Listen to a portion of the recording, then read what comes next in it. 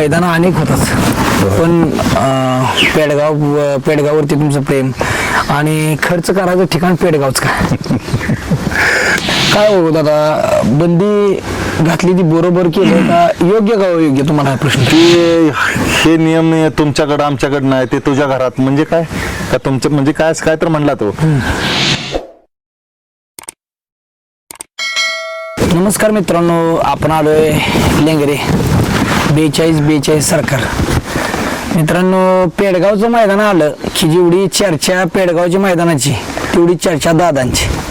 आणि एक पेडगाव मैदान म्हणजे दादांच्या एक दादा कुठं पण असलं तर पेडगाव मैदानाला येणार.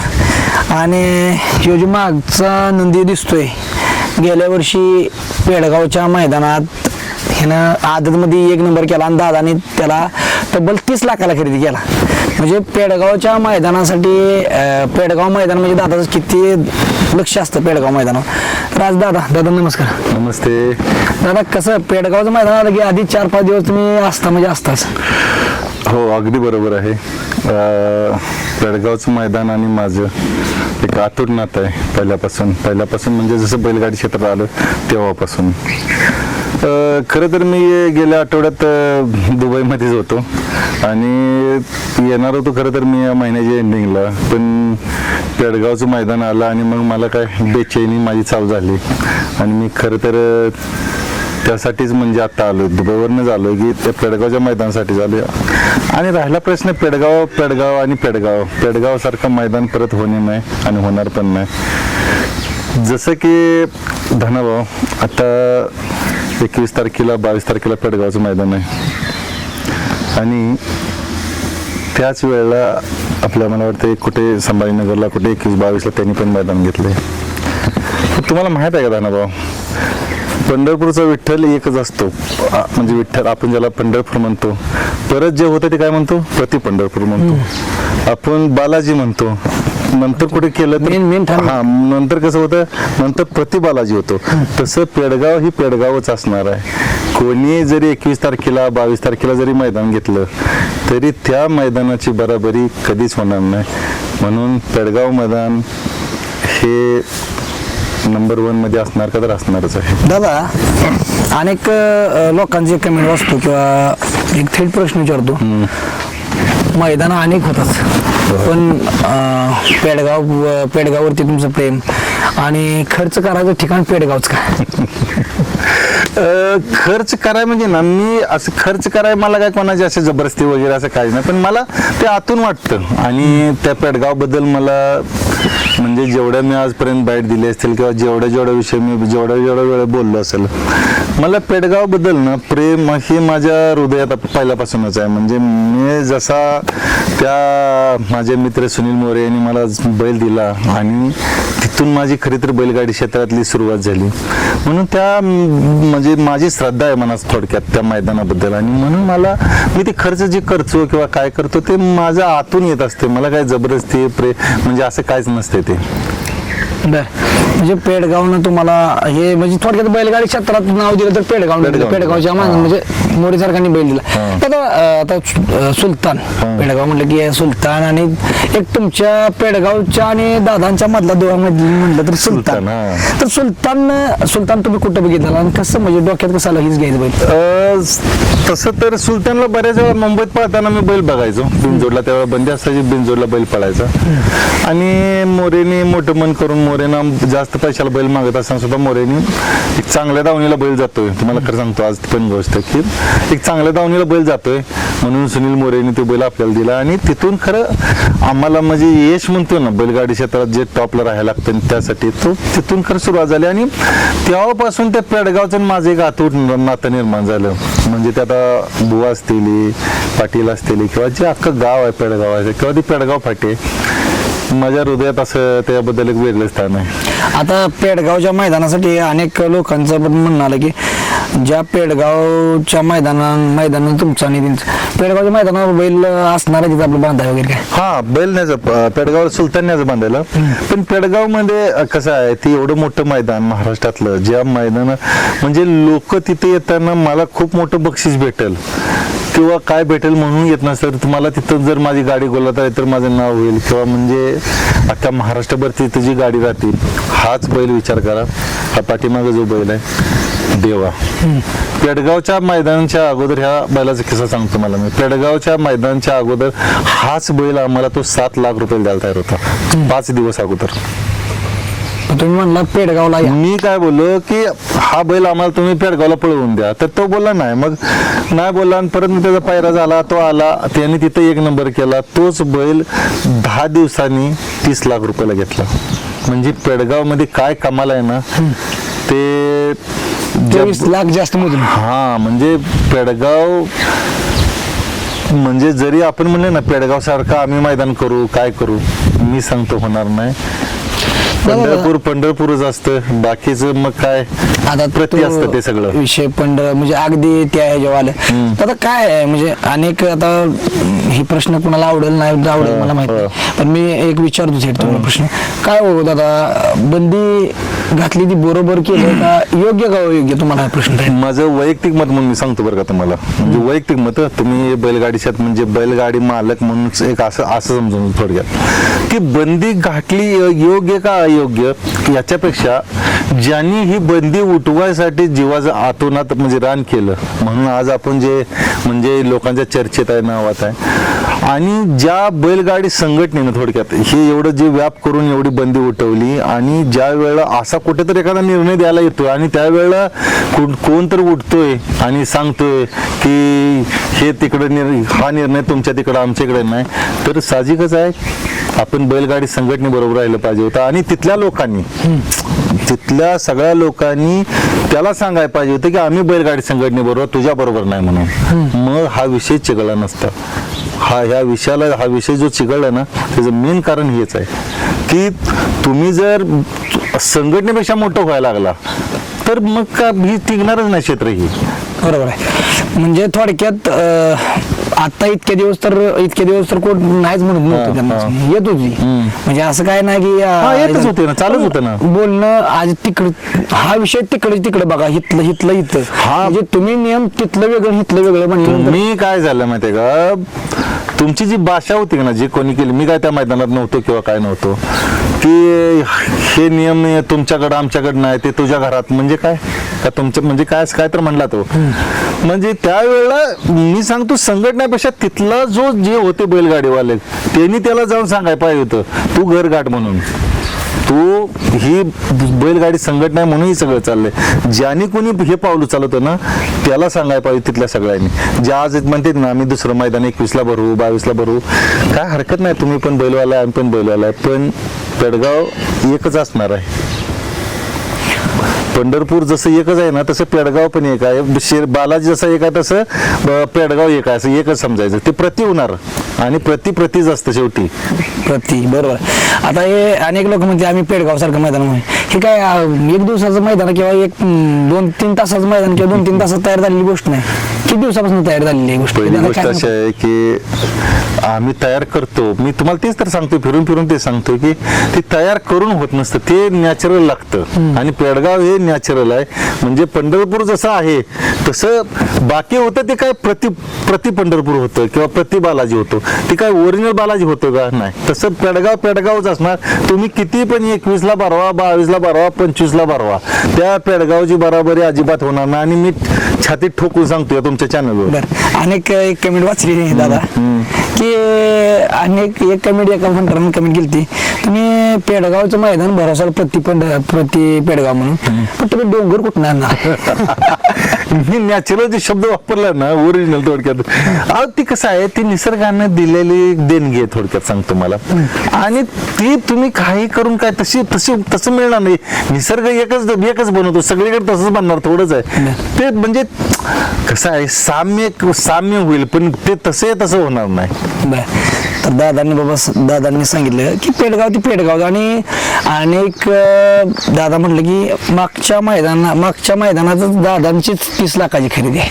माझ्या किती खरेदी झाली असतील तुम्हाला सांगतो, त्या पेडगाव मध्ये करोडांची उलाढाल होते. जो पेडगाव मध्ये गट पास करतो, गोलला जातो, म्हणजे बैला तिथं व्यवहार करोडानं होतात. तुम्हाला सांगतो प्रत्येक जण तिथं बैल बघायला येत असते, वासरू बघायला येत असते आणि त्याला तो बघत असतो घेतलं मग आता हे पळते वासरू. मग ज्याची किंमत 4 लाख 5 लाख, मी सांगेन तुम्हाला 7 लाख रुपये ह्याच देवाची किंमत पेडगावच्या मैदानाच्या अगोदर फक्त 5 दिवस सांगितलं होतं आणि पेडगावला येऊन त्यांनी नंबर केल्यानंतर तोच बैल 30 लाखाला 10 दिवसांनी घेतला.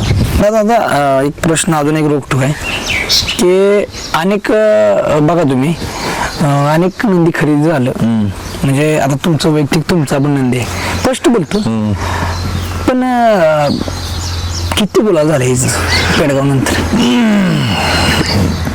तसं तर काय म्हणजे जे अपेक्षित यश पाहिजे होतं तसं नाही मिळालं, ही गोष्ट तितकीच खरी आहे. प्रयत्न तर चालू आहेत अजून, पण जेवढं अपेक्षित पाहिजे होतं यश ते काय मिळालं नाही असं मला वाटतं. म्हणजे दादा आता सुलतान खरेदी करताना तुमचा काय विचार करून तुम्ही खरेदी केला सुलतान?